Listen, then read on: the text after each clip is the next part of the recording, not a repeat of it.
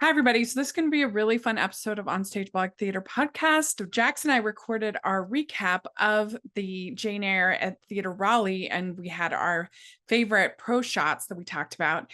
And then I found out that we would be able to have a little interview with Julie Benko, who is the played Jane in the production. So, there's going to be kind of two parts: the interview with Julie, and then also the recap and review and the general discussion on pro shots. So I hope you really enjoy it, and of course, let us all know what you think.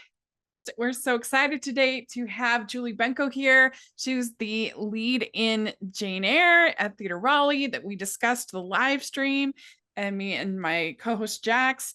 And thank you so much, Julie, for coming on to talk with us. Yeah, thanks for having me. So this is your first time on the podcast. So why don't you introduce yourself and tell us a little bit about how you got started performing? Hi, I'm Julie. I am originally from Fairfield, Connecticut, Okay. and I always loved Broadway. I came in to see Broadway shows all the time with my family. We would stand on the TKPS line, and see whatever was happening. But I really got the bug when I was a freshman in high school, and I auditioned for the local JCC production of Fiddler on the Roof. And Nice. it was the first. Well, I was like, "Hey, Dad, can you drive me to this audition?" He was like, "Sure." And then my sister was like, "Can I come?" And we were like, "Okay." And then my mom was like, "Well, I'm not sitting home alone while you all go on this thing." And then we all ended up in the show. and But the woman who directed that show, Toby Silver, became my first acting teacher, and she actually sat me down after that show was over and said, with my family, and said, "I think that if you wanted to do this, you could." And it was the first time I even considered it. And so I just studied acting with her, and then applied to college, and I went to NYU, and then I went back to NYU for my master's later in acting. Oh, But yeah, I've wow. been doing sort of ever since then. I just couldn't shake the addiction Uh-huh. for Yeah. the So theater. what was your first part in Fiddler? Huddle. Okay. Yeah. Yeah, So and you did that on Broadway, right?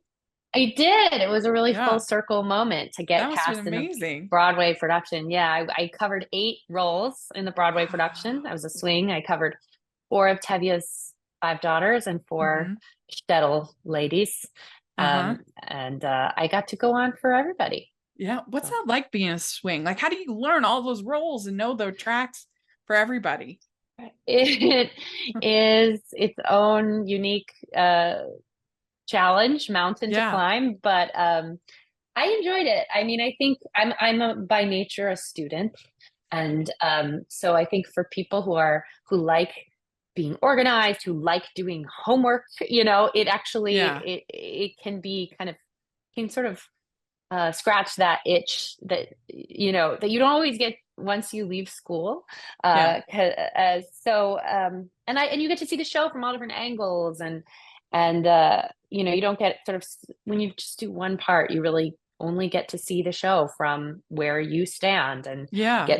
when you're a swing, you get to know everybody in the building, and you get to because you're not just on your one little track. So I liked it. I mean, I made tracking. Every swing has their own system. I made these tracking sheets that were really sort of obsessive, and, where's every quick change, and what order do you change all your clothes in, and what hand do you hold your prop in, and where do you get your prop? And I would have the tracking sheets, on my phone. So if I got a text from the stage manager on the subway that I was on, I could just pull it up and study wherever I was. I would have them printed out at the theater so I could, throw it in my bra and run on stage. And then during my quick change, pull it out if I ever needed. But, the act of making those tracking sheets, I think, is more helpful to learn it than even using the tracking sheets. It's just Yeah. doing it makes you sort of organize it. And then it's just nice to have it all in one place. But once you've gone on for each track a couple times, the first time is always I don't need to give the best performance of my life. I just have to make sure I don't injure anybody and I don't hurt myself. Right. And then the second time you sort of, and you're sort of blacking out a little with adrenaline. And then the second time you can sort of breathe and look around you a little. And then I think the third time you start to find your groove and find your own interpretation of the role. And, it takes a little while, but after the first time in each track, you can sort of Yeah. relax a bit. And then you stop needing those sheets, you just sort of go like, oh yeah, sure. I've done that one. And then you start doing split tracks where you play that person in that scene and that person in that scene. And your brain goes, and everybody's like walking up to you on stage, like, who are you right now? You're like, we just make it work. The show must go on. We just right? make it work. The swing. That's why they say the swings are the heroes. It's true. It's really true. Wow. Well, let's talk about this Jane Eyre. So how did you get involved with this? How did you even know about Theatre Raleigh? How did this all happen? I did a show in North Carolina at North Carolina Theater, which no longer exists. 10 years ago, I did Les Mis, actually. Oh, okay. Speaking of, and it Lauren Kennedy played Fantine, and I was Cosette, her daughter, and her real daughter Riley played little Cosette. But Lauren had just started Theatre Raleigh, so I heard about Theatre Raleigh from her a decade ago. And then I didn't come back to North Carolina until Jane Eyre. And that was very much, I had done an off-Broadway show called Goldstein with Megan McGinnis a number of years ago. I think it was like 5 years ago, and became friends with Megan. She's the best. Yeah. And they were doing Jane Eyre. I hadn't really at Theatre Raleigh, with Megan directing, and it was not on my radar. I did not know Jane Eyre, the musical, at all. And I was busy doing Harmony. And then we got the closing notice for Harmony. And a couple weeks later, I just get a text from Megan saying, hey, I'm directing this show. I know your show is actually closing. So is this something you'd be interested in? And she sent me the script, and she sent me, some of the songs, and I listened to it and read it, and I was immediately like, oh, this is really interesting. Yeah. And this seems like something that really might be exciting to do. Yeah. So that's sort of how it came to me. Just I knew Lauren, I knew Megan. I didn't know Matt. Matt was like the one I didn't know. But yeah, I read the script and I was like, this is good. And this is fun. And this is interesting. It's rich. I'd read the book in high school in AP Lit, but had you seen any of the other movies of it or anything like that? I no, I don't think I did watch. Maybe I watched one of the movies, but I rewatched everything. Like once I decided to play the part, I watched like all the miniseries and all of the movies, and I reread the book, and I did all of that stuff. And my favorite is the Ruth Wilson really BBC 4-part miniseries. That one I think is my favorite. But they all have things about them that are kind of interesting. Like it's just a good story. It is like two wounded people finding solace in love, and it has so many swoony passages that are just so good. I know Jane is such an odd heroine even now. And so I think that's part of what drew me to her. It's like she's not your average protagonist. It's true. Did you have much rehearsal time with Matt? No. No. That's gonna be challenging. The whole thing was, including the performances, was like 5 weeks. And I missed the first 3 days of rehearsal. So I was there. It was like 4.5 weeks total, including all the performances. Wow. Because I had a concert, and by the time, I said, well, I'd love to play the part, but I have this concert. And so they said, that's fine. Megan knows me. And she said, I trust you. We'll be prepared.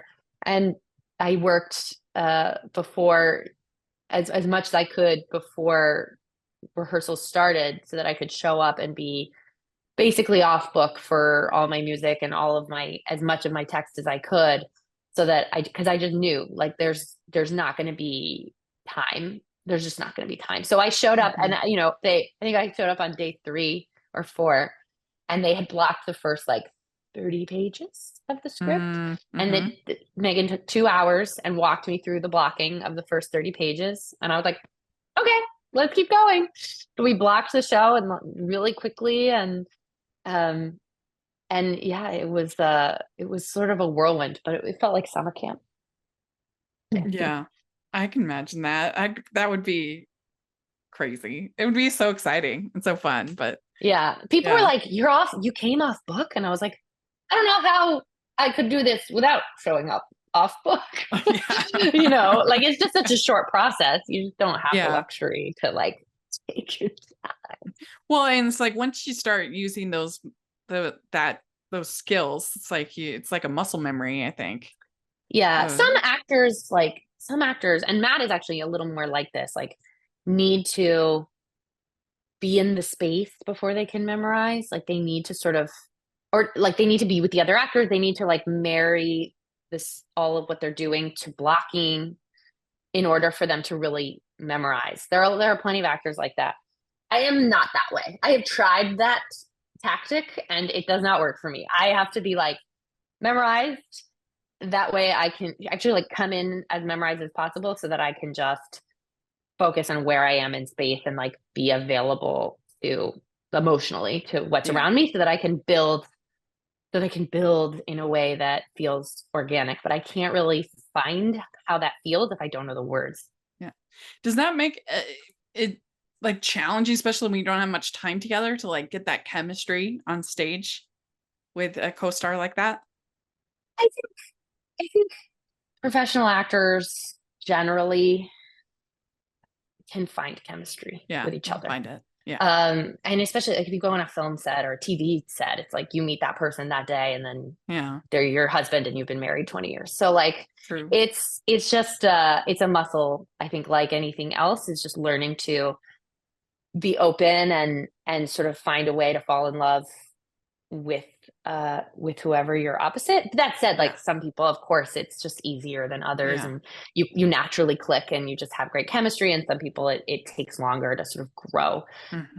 But I felt really good about playing with Matt really quickly, so that was great. Well, we were so impressed with little Ada.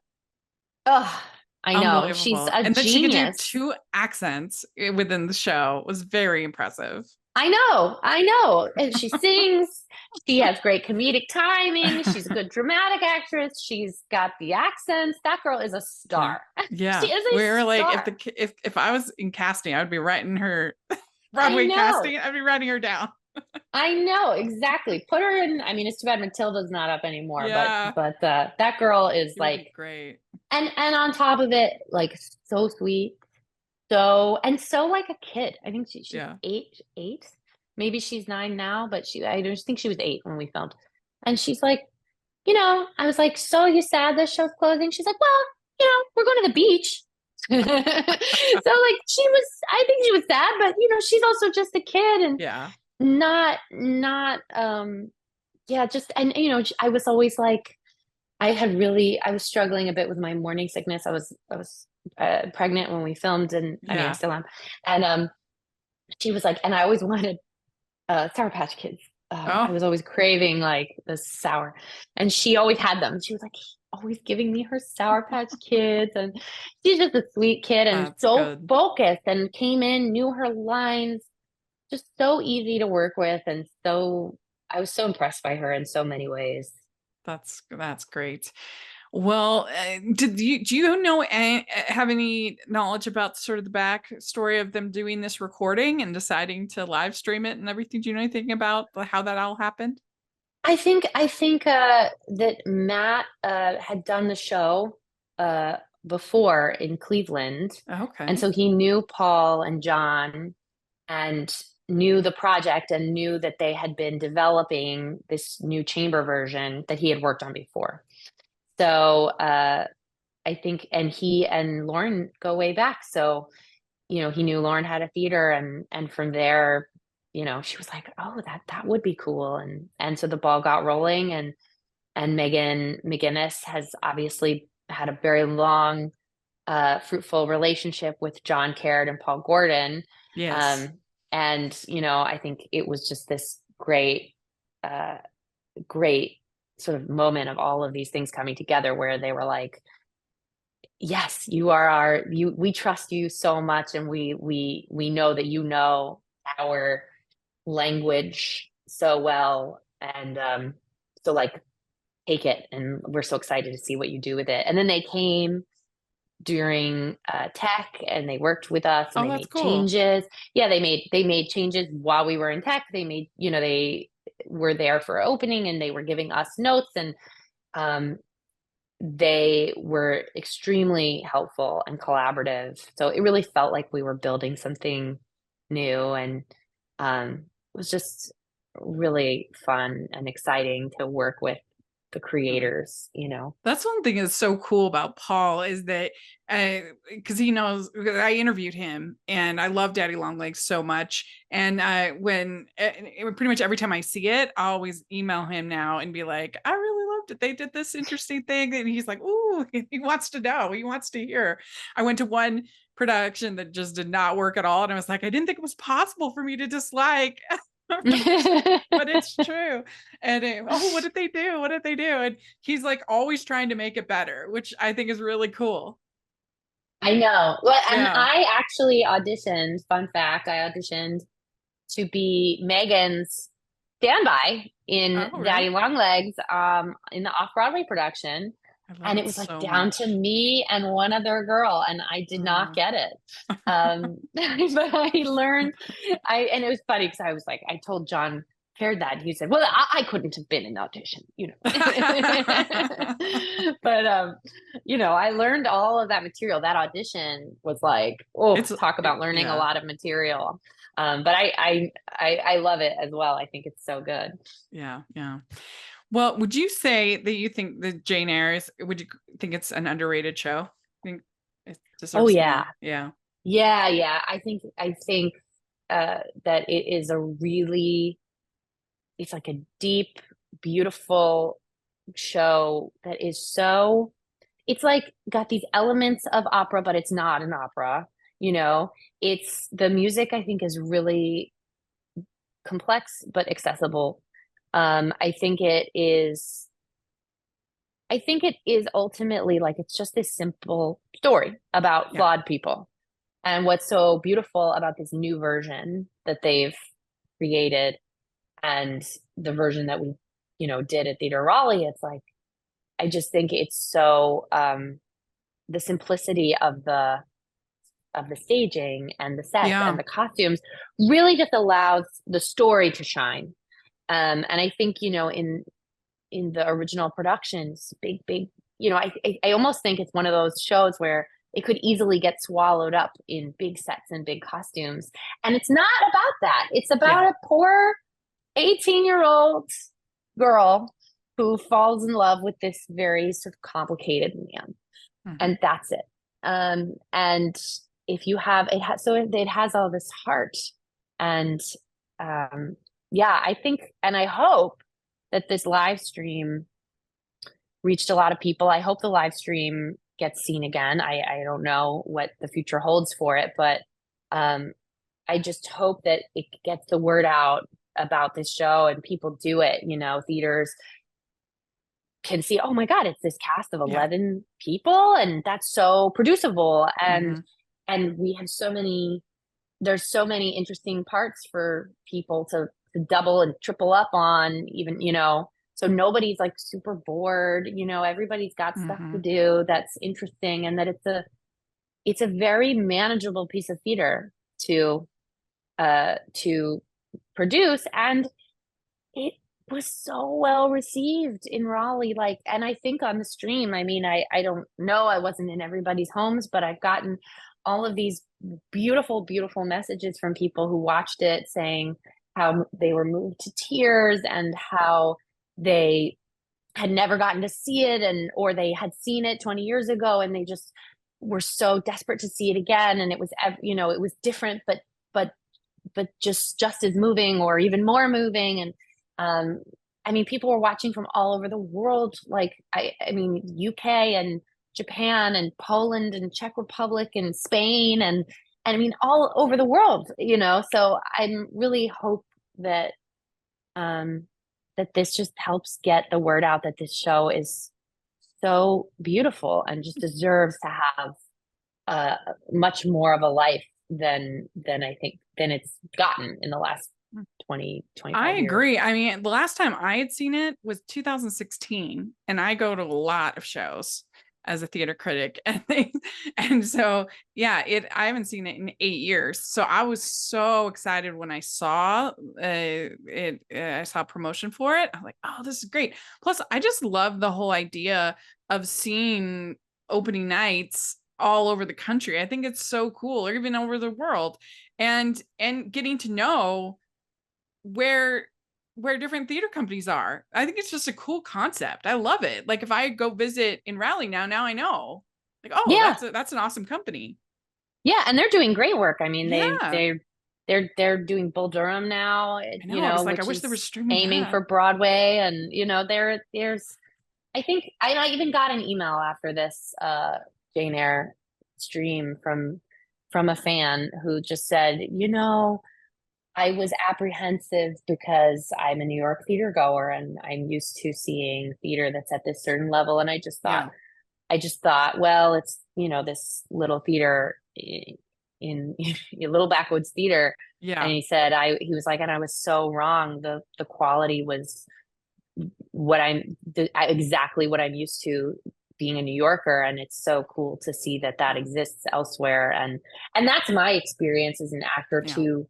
Among the local actors as well. It's like sometimes I think there's this feeling of like, well, the New York actor, but then I go to these places and there's so many tremendously talented people everywhere doing great work, but maybe they chose a different in life and they just wanted something else. They didn't want to deal with like fighting the subway all the time and in the 95-degree heat and or whatever. They just didn't. Yeah. They just picked a different sort of life path, but the work level is so high. Yeah. And that's true a lot of places that I've worked. I agree. I completely agree. Well, last question I'll ask you. Do you have a favorite song from the show? I think probably Brave Enough for Love is, gets me. I don't know. I did like what's how yours? I think Sweet Liberty is probably my favorite. I mean, I love Sweet Liberty. Yeah, that's probably my favorite. But yeah, Brave Enough for Love, that's really nice too. And I liked how, I think it's Sweet Liberty, but you had both young and adult Jane Eyre both singing at the same time. That's in the graveyard, right? Yeah. Yeah, it's like sort of leading into Sweet. Yeah. That was I thought that was a creative touch. Yeah. That was good. Yeah. And it was always fun to have my moments with her, with Leda. Yeah, she's so good. Oh my gosh. Well, very good. Thank you so much for coming and talking with us. We sure appreciate it. And yeah, we'll be excited. Keep us posted on everything that's happening with you and with the show and everything. So thanks so much for talking with us. And do you have social media or anything like that you want to share? I'm on Instagram and TikTok at Julie B. Okay, great. Ju like Julie, like the jujubes, right. Like the candy. So yeah, you can find me there. Well, very good. We'll put all that in the description. And it was so great to meet you. Thank you so much for doing this. You too. We are here today talking about Pro Shots live streams, in particular, the one that we just watched this weekend from Theatre Raleigh in Raleigh, North Carolina. We're talking about Jane Eyre. It's going to be super fun. And I'm theater critic Rachel Wagner. Jax is here. Rachel, this was the second best thing to being able to actually go to a show with you, which we are going to do soon because we planned the trip. Yes, that's just to give you a little teaser. We are going to be having we're going to be having a meetup at the end of October, where Jax is coming to Salt Lake, and we're gonna watch a couple shows. It's going to be a really fun little time, so something to look forward to. But I think this is such a great idea I was so happy when I saw that this was happening, and I was so happy to watch it, because not only does it provide this communal event that we can all participate in the joy of live theater together, and people that have a hard time going out can participate. I think it's just a great thing, but also if more companies were taking advantage of this opportunity and doing what they did here at Theatre Raleigh, we could get to know theater companies across the country.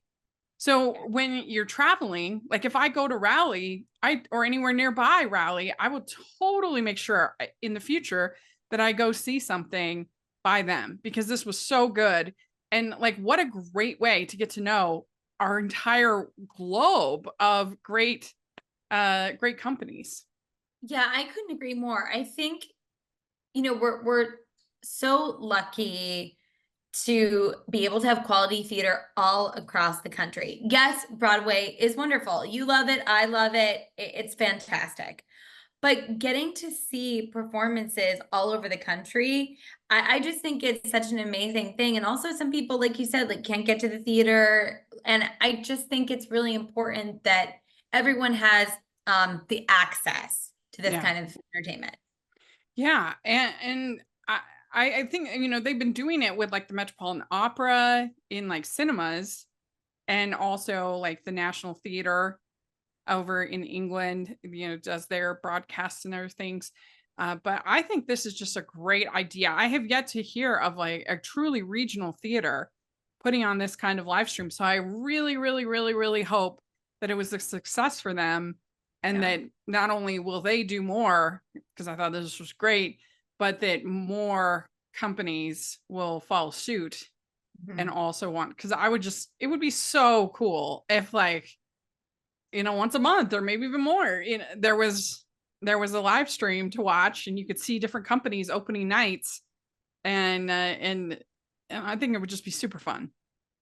Yeah, there's so many things, like I was thinking, especially coming up, as we're getting into spooky season, which I'm very into. It's like I've been talking about, oh, I'm really wanting to see Clue the Musical, or wanting to see The Woman in Black, or wanting to see all these shows. It's like if they were doing that regionally, I could see the best of the best all over the country and have something to watch really like every night in October. Because some of these regional companies are every bit as good as Broadway. I would put this production up on with anything that I've seen on Broadway. Oh, absolutely. And I Yeah. mean, I think, and we'll get into it more talking about our leading lady who has been on Broadway, but it's like this young actress playing young Jane and Oh double my gosh. characters. Yes. I was like, oh my gosh, She was great. she was phenomenal. Like, I don't think she's done Broadway yet, but my goodness, she's an incredible actor. Yeah, it'd be a good way for non-equity performers to get their name out there, for people to hear them sing and hear them perform. Yeah, And yeah, I think that's very true. Because the thing is that, this is just my opinion, maybe it's a hot take, like Broadway really isn't that much better than any other production that you see that's semi-professional or professional. What's special about Broadway, obviously the budgets are going to be a little bit more, of course, but for the most part, what really separates it is that it's new. It's got the newest stuff. It's got the stuff that the regional theaters can't get. But as far as like a quality, like we talked about it before, The Music Man with Hugh Jackman and Sutton Foster, it was really fun. Was it the best Music Man I've ever seen? No, it absolutely was not.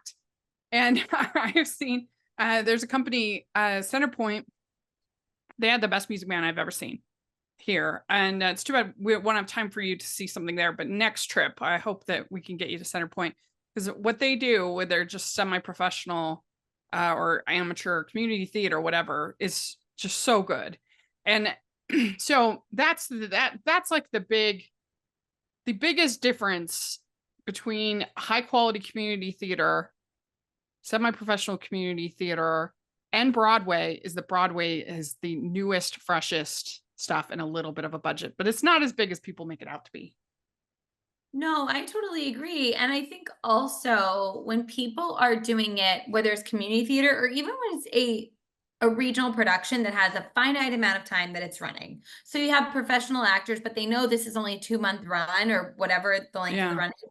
They're throwing everything they've got at it every night. And that's true. People don't do that on Broadway. I definitely think that most actors do.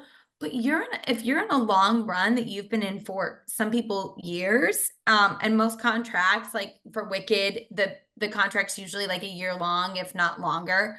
So yeah, you really see that these people have the passion, and it's also they get to do these roles, especially these regional theaters that, they're not going to do Jane Eyre on Broadway again, probably not. So it's like, for these people, it's these dream roles that they had that they get to go to the regional theaters and play them. And I think it's so exciting. Yeah, absolutely. And obviously runs the gamut, but I would say it also runs the gamut on Broadway. I mean, it's by no means a guarantee you're going to see an amazing show. No, not at all.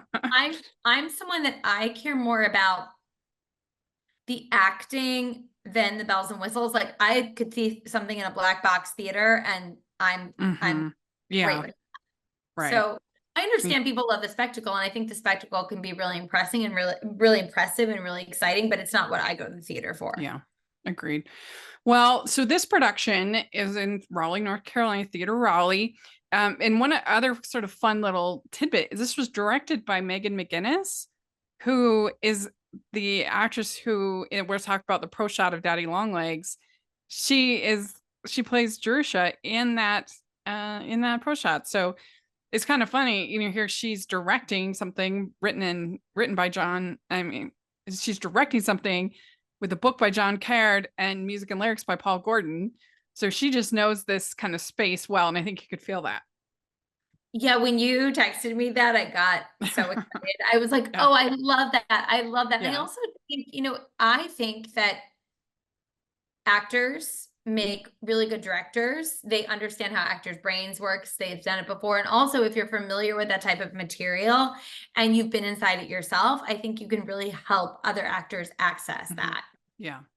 So it stars Julie Benko and Matt Bogart as our Jane and Rochester. What do you think of them?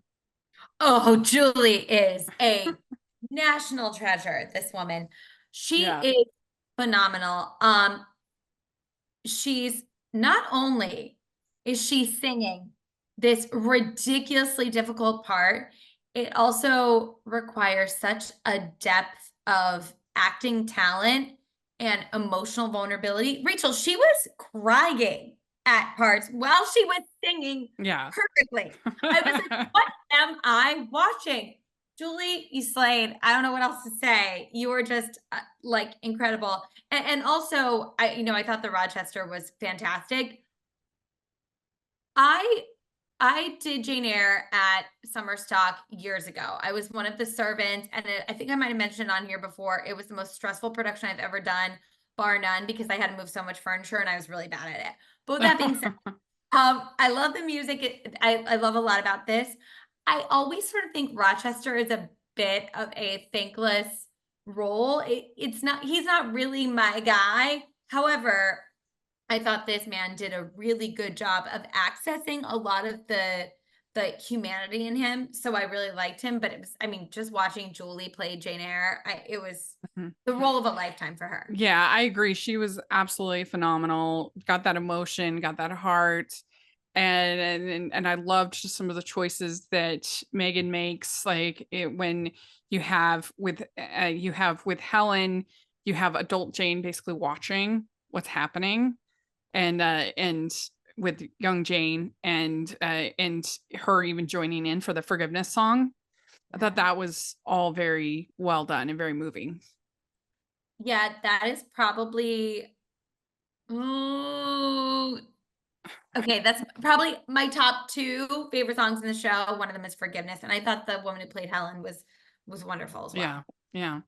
Well, and so and it was interesting that they make Helen full woman and Jane is, which is, I thought, an interesting choice. Again, it's been 8 years since I've seen it before, so I can't remember what the other versions did with that, but I thought that was interesting. And this Ada Maney is playing young Jane, and Adele. She really was. She probably was the best actress in the whole thing. She was I mean, so good. when she was so good as young Jane, and then all of a sudden she whips out this accent, and I was like, Yeah. excuse me, ma'am. Excuse me. When I looked her up on Instagram, I'm like, who is this treasure? She was so good, Rachel. If I was a Broadway casting person, my ears would have been perked up. Girl, because oh my gosh. She was excellent. She really was. I did, because I coach kids, I went to look at her profile. Like, is she a New York kid? Yeah. Can I get her? I'm not sure I can teach her because she's really good, but she's amazing. Yeah.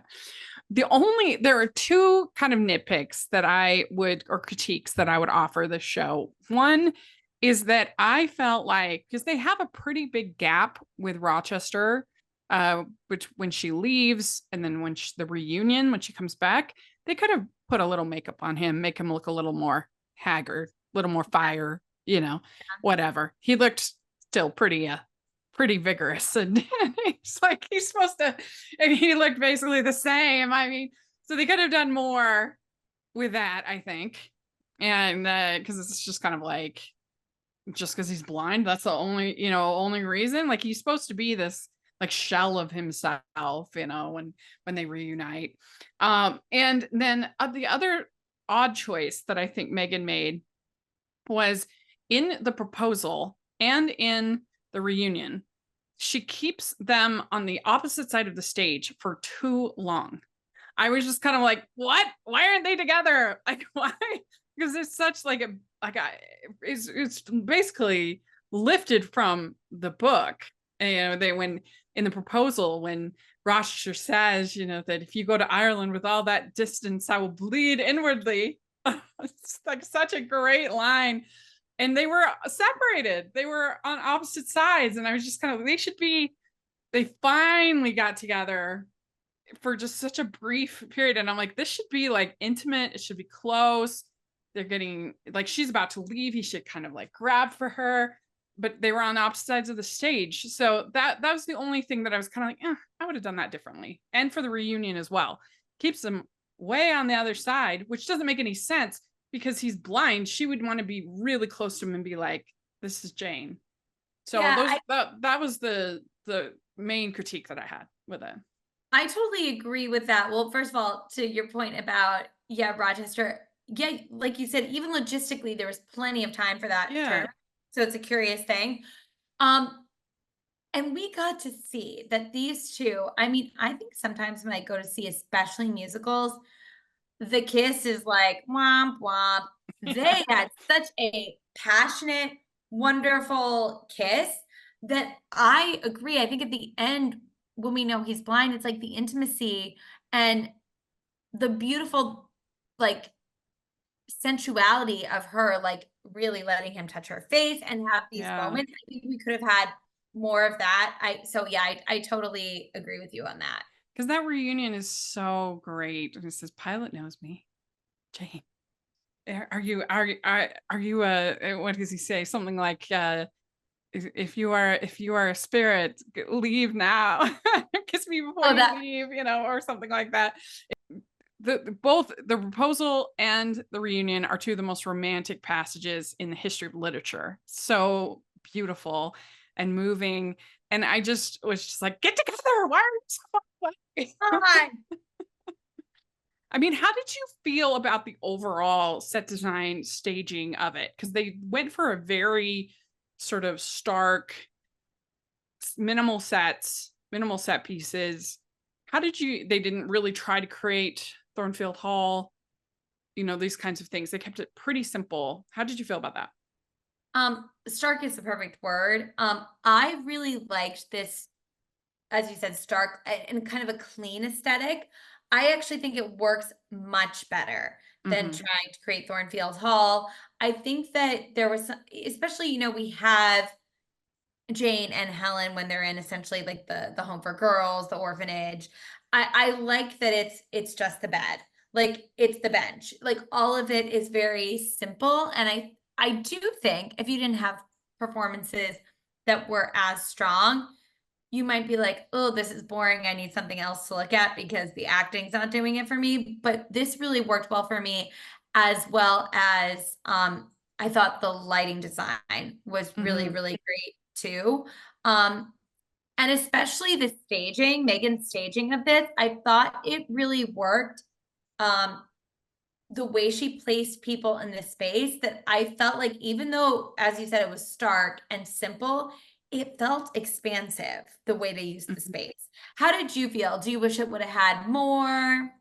Yeah, for the most part, I was perfectly fine. Like there was enough there, and I know the story so well. I think that maybe helps a little bit, that I don't really need a whole lot to sort of trigger those imaginations, because I just know Jane Eyre very, very well. I love the novel. I've seen every film version. In fact, we have an episode of Hallmarkies podcast where me and my friend Jen Johans, we ranked 6 different versions of Jane Eyre. I love the story.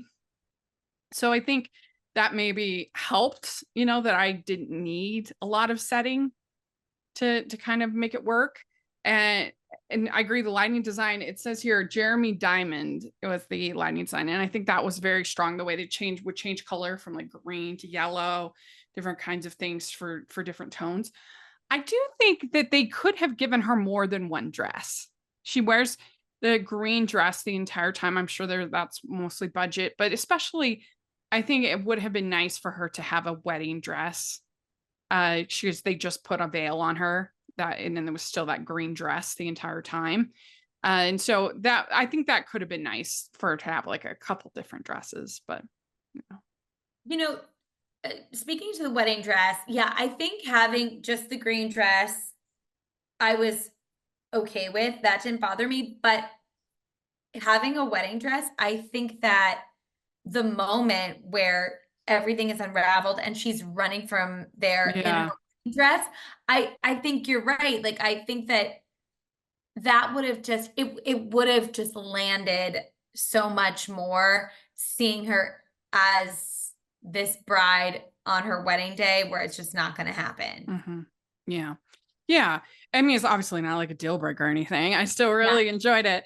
But yeah, I think that that just, it could have added a layer, been interesting. But a couple of the highlights for me was Sweet Liberty. Oh, my favorite, that was that really great song. Really good one from Paul. That's one of the best songs in it. I also really liked Secret Soul. That was a really good song. And then let's see here. I thought that this Matt Bogart, he did a really good job kind of in the sort of the jealousy sections. This was in Act 2, where he's like trying to make her feel jealous, and sort of that tit for tat between the two of them, I thought was really fun. Yeah.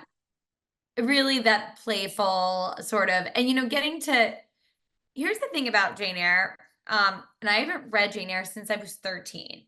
But it's just so hard to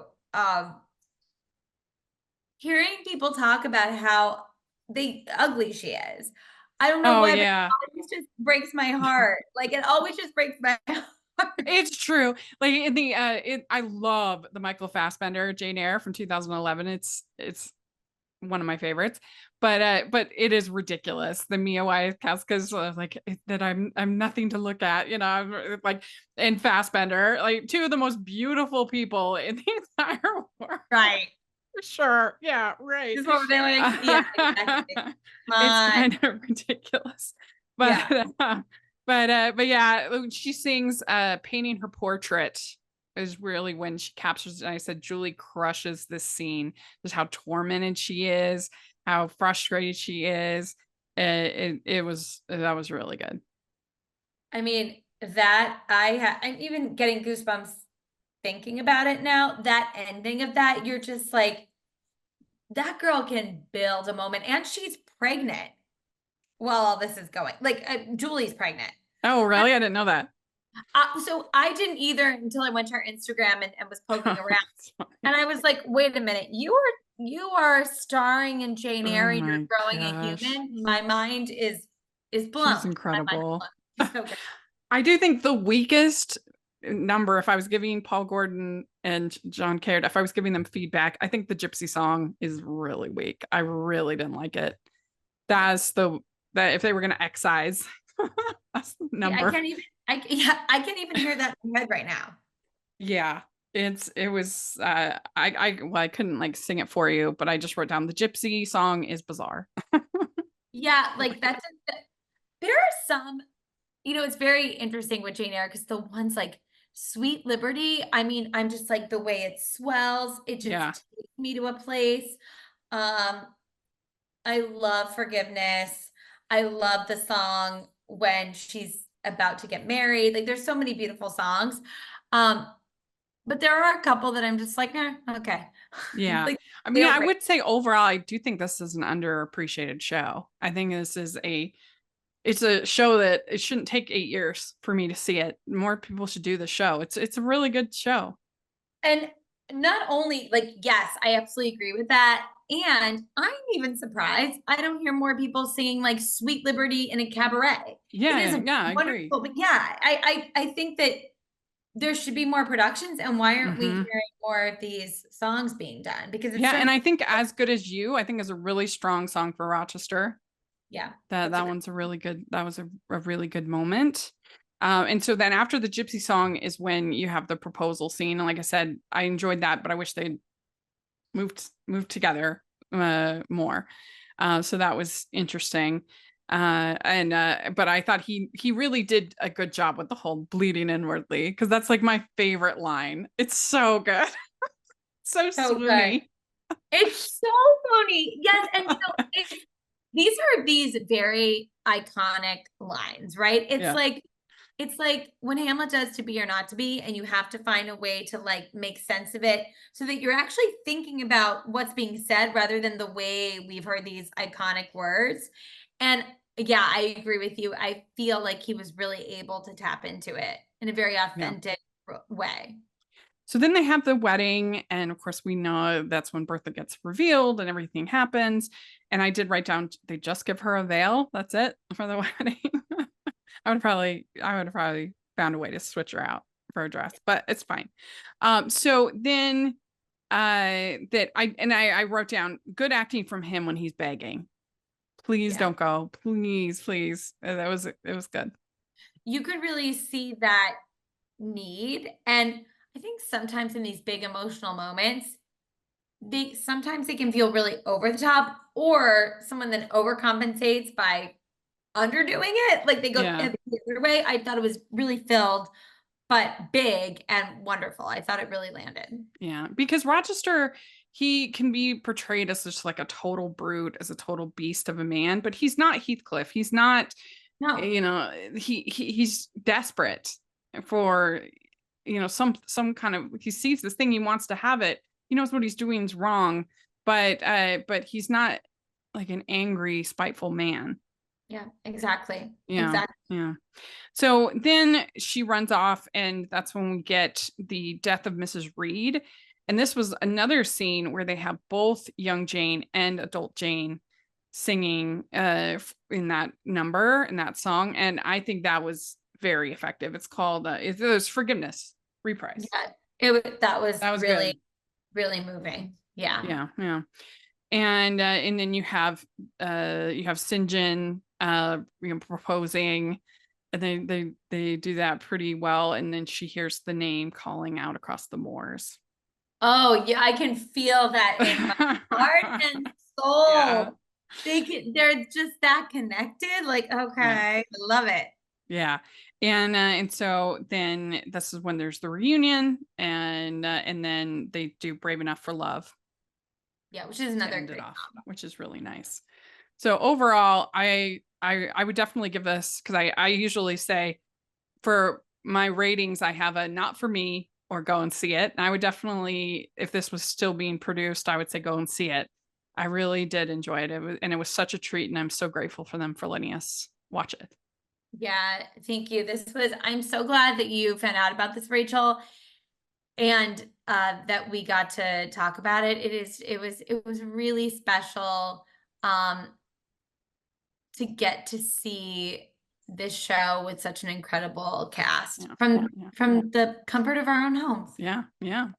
So let's talk about pro shots in general. Let's talk about sort of it's interesting because I really do think that the Broadway community should seriously consider doing more pro shots.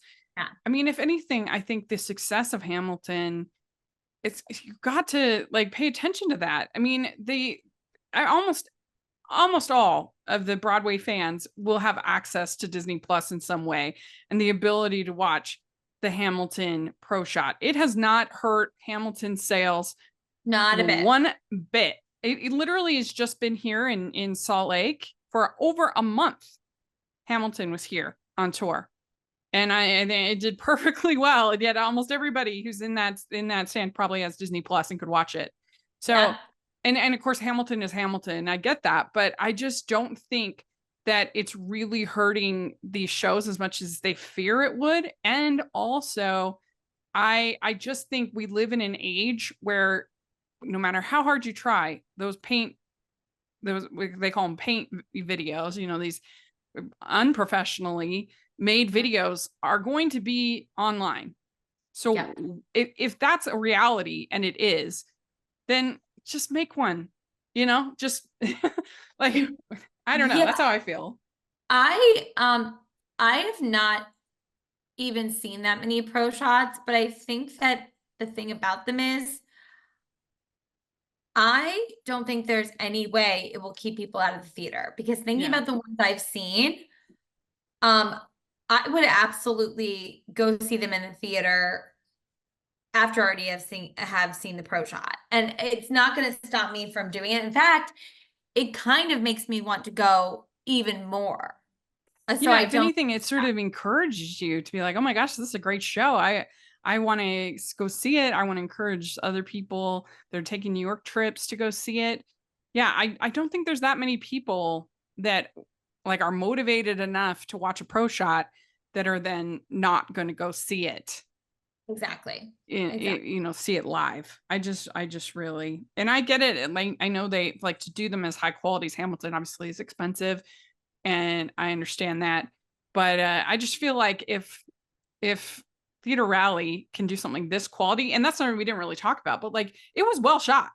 Oh my gosh. Like gorgeous. The close-ups, when it went long, when it went close, like just the whole thing of it was very well done. Yeah. Yeah. So I don't know, it just makes sense to me. And if you are a Broadway HD subscriber, you have access to a ton of great pro shots. And some of my favorites, I definitely, for me, I mean, it's a little unfair because some of my favorites are just like my favorite shows. So of course I like the pro shot because I love the show, right? But I do love the She Loves Me pro shot with Zachary Levi, Laura Benanti. It's perfect. I wouldn't change this darn thing. And it's such a gift because that is, I believe that was a very limited run. That revival, it was only for a couple of months. And so I'm so glad that they caught it, because it would just be lost. I wouldn't have no way of viewing that. And I'm just grateful. You know, I think that's a really good point about probably my two favorites. I don't know if you've seen The Wolves. Have you seen The Wolves? Pro shot? No. It's so good. It's a play about a team of female soccer players and their coach. And by the time I saw it, it'd been playing at Lincoln Center. I was out of town, couldn't get to go. And then seeing it, I was like, oh my goodness, this is magical. And I never would have seen the original production. Yeah. Had I not gotten to watch it after. Yeah. It was incredible. And I know that they do some kind of archival for like New York City Library or some of those places, but for almost everything. So there's some kind of historical record made, but it would just be really nice. Like I think I just read the other day that the Merrily Roll Along is available in New York Public Library to watch. I believe I could something like that. I think you're right. From what I understand, almost everything that has been on Broadway is available. However, from what I've heard, you know, you have to be there at the library. You're in a room, you have to reserve it, and you can only watch it once. That's interesting. That's Yeah. interesting. Huh. Well, of course, Hamilton was so meaningful when that was released. I mean, I was just so sad that, you know, everything was closed. Yeah. And so I think it was June of 2020 to watch Hamilton, which I dreamed of watching so many times. And now I've seen it 3 times live. But that was, I can't overstate how much that meant to me. You know, I still haven't seen it live, but you're absolutely right, Rachel. I think that when it came out, it was like we needed it. Yeah. Of course, I love the pro shot of Daddy Longlegs. So yeah, so in the Daddy Longlegs pro shot that you can watch on Broadway HD, it's still on there. It's Megan McGinnis and Adam Halpin, and they're married in real life. And so that's just really fun because it's a show. It's only the 2 of them, this show. And I love the show so much. And I just think it builds that romantic tension so perfectly. And I love the songs. And so I mean, it's a perfect show for a pro shot because it's super simple. And it was a great one for Hale at Home to do because they only need 2 people. So, you know, the pandemic, they could only do shows with a couple people. So it was perfect. And so, yeah, I love that pro shot. And I just love Daddy Longlegs so much. I've never seen it, but I feel like I really too, because if it's one of your favorite shows, I want to. Oh yeah. Another one that I love is it was on MTV, the Legally Blonde pro shot. So was great. Laura Bell. Oh yeah. Laura Bell Bundy. They did like a whole The Search for Elle Woods. They did a whole MTV reality show for it. Oh my gosh, and then part yeah. And so they had on, and you can watch it still on YouTube. You can watch it's really fun. So Laura Bell Bundy is the best, and I love Legally Blonde. I think it is such a great show. I just saw it a couple weeks ago. The songs are so good, and it's just so entertaining and funny and romantic. I love that musical.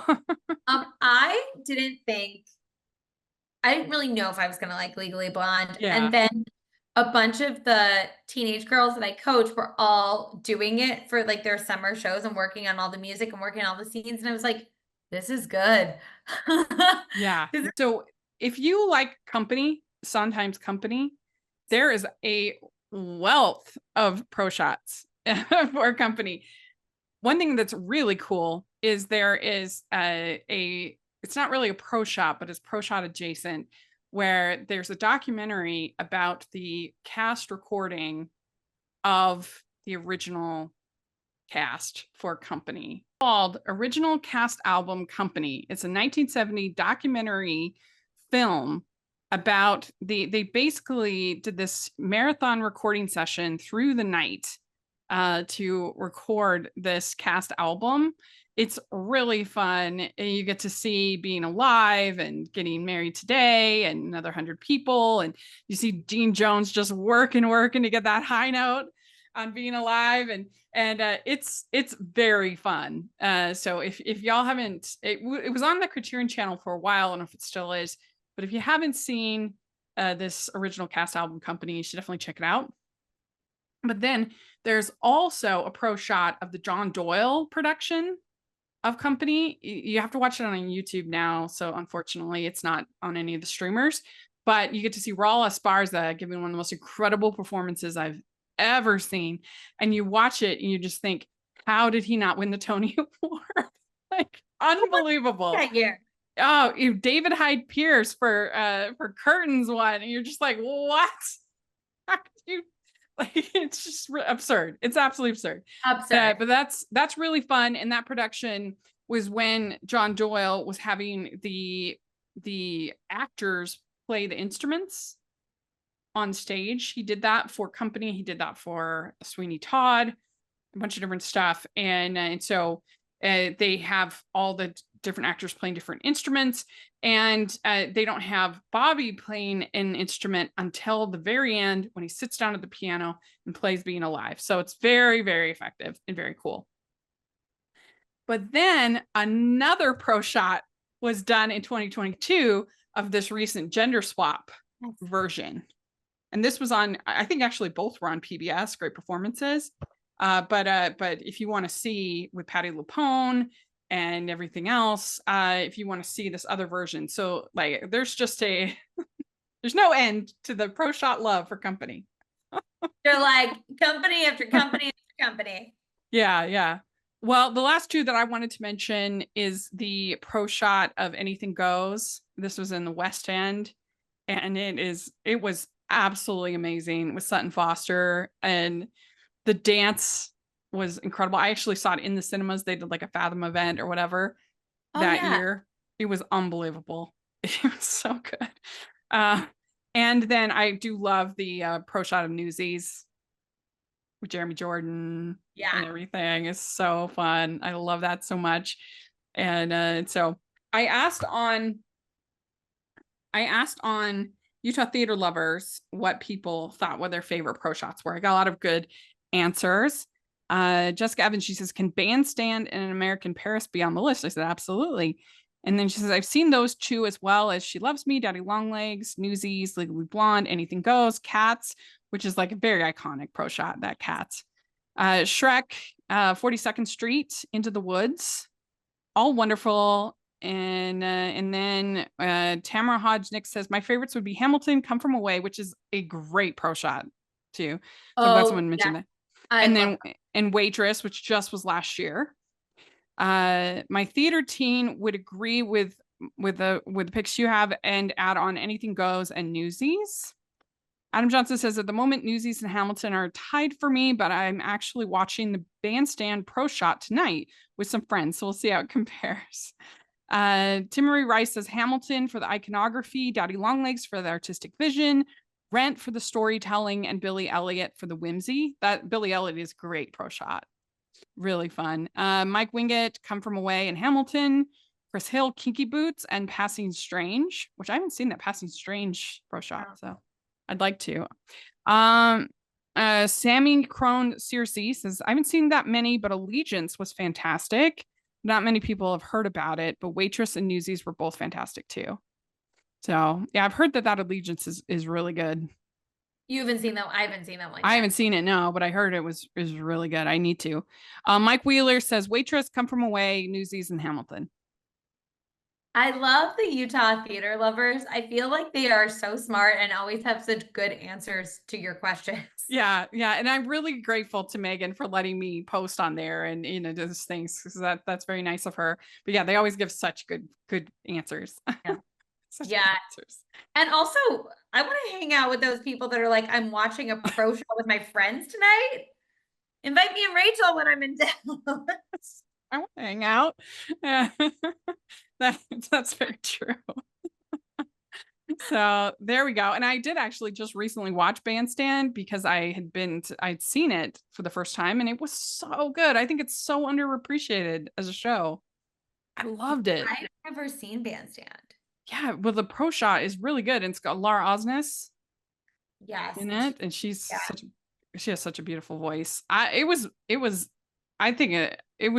a lot better than I expected. I would say it's underrated as a musical, but yeah, so there we go. That's some of our favorite pro shots. Let us know what some of yours are and what you think about this idea of this regional theater doing this live stream of Jane Eyre. If you got to see it, what did you think? And what do you think of the idea of pro shots in general?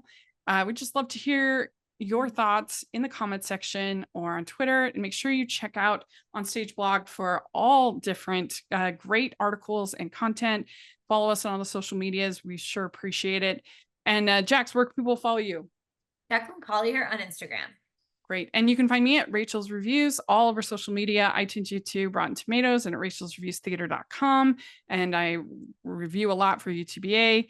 And so make sure you take a look at all of that. And thanks so much, everybody. We'll talk to y'all later. Bye. Bye.